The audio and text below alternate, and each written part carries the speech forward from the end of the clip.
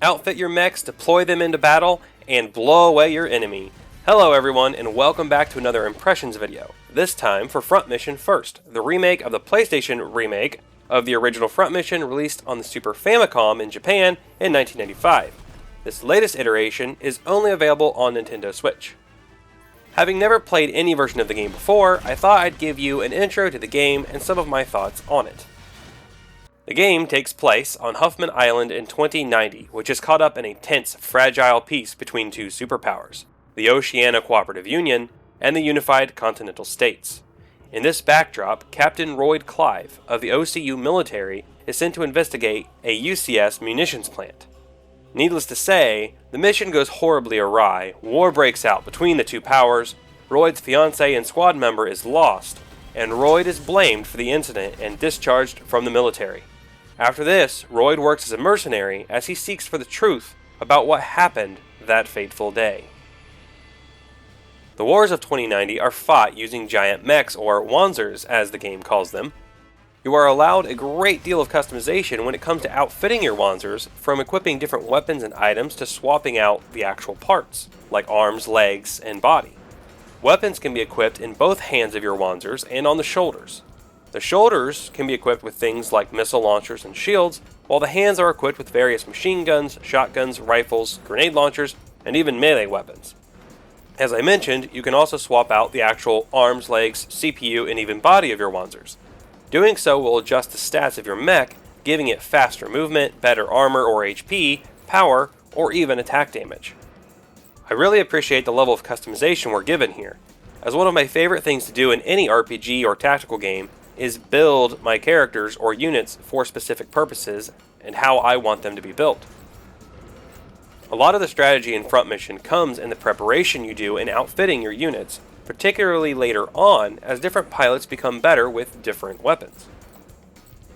Front Mission is one of those games where you build your team from a group of relatively rookie pilots who have a hard time hitting a barn to a well-oiled team of veterans. As your units attack with certain types of weapons, they gain experience with them.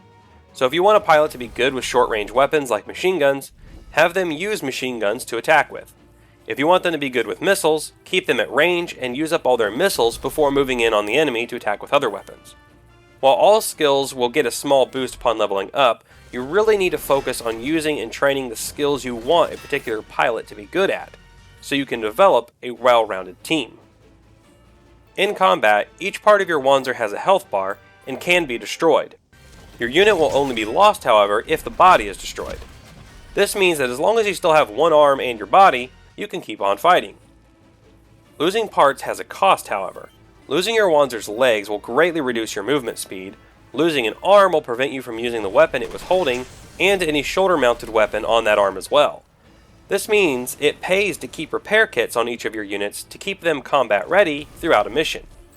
Of course, this all applies to enemy Wanzers too, and it's hilarious to have them sitting there with everything but the body disabled, as they can't do anything, allowing you to ignore them and come back later to finish them off. Aside from the story missions, you can also compete in the arena available in each city. In the arena, you choose one of your pilots and then choose an opponent for them to fight. Below each opponent, you are given the betting odds of defeating that opponent with your chosen pilot. After making a choice, you are then asked for how much you want to bet on the fight, and if you win, you'll be awarded that amount times the betting odds of the opponent you chose. The arena battles play out like traditional RPG battles, where you choose an attack and a counterattack each round until one of you goes down. There are also no items allowed, so it really comes down to your build and a bit of RNG. But this is a great way to train your units and test out new gear. It is also a great way to make some quick cash once you've put a few upgrades on your mechs, as long as you don't get too greedy and fight someone that's way out of your league. Overall, I'm really enjoying Front Mission First, and I know I've only scratched the surface so far, so I will have more content on it later once I've played more or maybe completed the game. It features a whole second campaign from the other side of the war as well, so it might be a while. Also, I would like to get more out on Tactics Ogre as well. There are just so many tactical RPGs out right now, and more coming out through the beginning of next year, so I will do my best to get as much content as I can out for you guys. Please remember to give the video a like and leave a comment on what kind of content you'd like to see on Front Mission First and Tactics Ogre Reborn, and what games you'd like to see covered on the channel in the coming months. You can check out my latest video on Tactics Ogre Reborn here, and as always, thank you for watching, and keep on gaming.